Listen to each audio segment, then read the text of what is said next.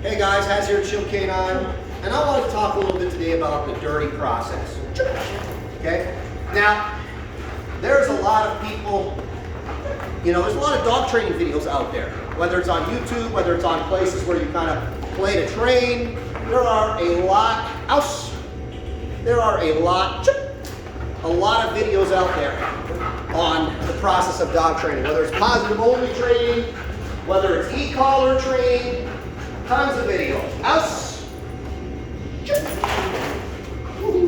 Almost lost a foot. There's tons of video out there. And what I think sets us apart from the rest of them is that our videos aren't slick. Our videos are shot primarily with my phone. Okay? I don't do a ton of editing in case you couldn't tell. Seats. Good. And I'm pretty honest about what's involved. Especially when the problem with these videos, like I said, is they're super slick. Everything goes the way that the trainer wants it to go. There's never really a bad moment or an overly difficult moment. Everything just works out magically. And the reason why is obviously selective editing and making seats. Lots. Good. The reason why is obviously the trainer's doing everything, setting the stage in their favor, whether it's using a dog that's already trained in what it is they're trying to demonstrate. Like for instance, with my out video, I used a dog that literally never did an out in his entire life. This is not him, by the way. This is another dog that I have that also, has a ton of ball drive, similar type breeding. But again, that dog had never done an out in his entire life. He was a hard dog. He's a high drive dog. I knew it wasn't going to be easy. I knew there were going to be some bad moments, some difficult moments, that the dog was going to go through some stress and some conflict. And I wanted to show you guys that. Whether it's training that or anything else, I like showing the entire process. And I feel like a lot of training today, it's about kind of like more like slick marketing versus actually showing people what the process is. And I really want people to understand, whether you're signing up for my services or whether you're watching my how-to videos or whether you're just watching for entertainment purposes, dog training is not always a clean process. It's a dirty process. Yeah. There's always going to be bad moments. There's always going to be some difficulty. Especially if you're dealing with dogs that have behavioral problems, especially if you're dealing with dogs that have a little bit of intensity. Flats.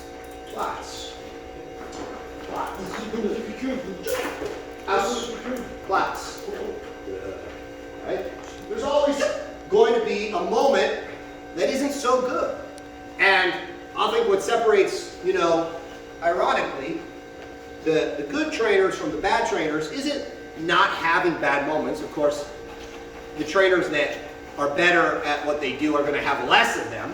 It's knowing what to do to make those moments productive. It's knowing how to come out of the stress, how to come out of the conflict, how to use it strategically and make the most success. And I think that's part of what I want to do here is I want to show you guys what can go wrong, what can go right, how you make it when something's going wrong, how you turn it around in your favor and make it go right, and be prepared for difficulty.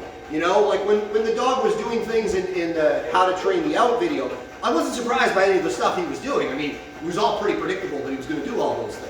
It wasn't like, oh no, what do we do? It's this is just part of the process. I trust the process. I'm going to go through the process because I understand the theory behind what it is that I'm doing. I understand the application of positive reinforcement, negative reinforcement, and punishment. And I understand the type of dog that I'm dealing with.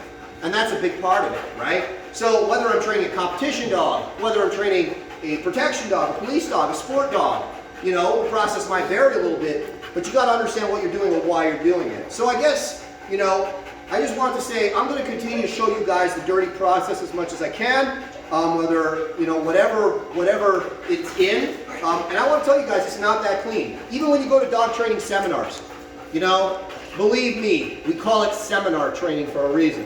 The trainer will not do certain things or will only do certain things in the seminar to kind of impress you, but stuff that's not really going to get you long-term results. Or they're going to tell you things that'll sound good and make you feel good, but not really, and it's the same with the videos, not really going to give you those long-term results.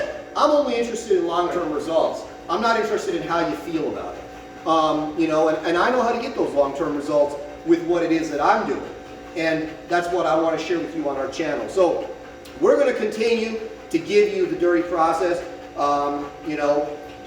And the other thing, you know, actually briefly I wanted to say, you know, there's a lot of people say things, and you know, they kind of like try to portray what they're doing in a very kind of like positive light. They use all sorts of fancy words, and you know, again, it's all that marketing. I don't want to portray my stuff in any light other than dog training.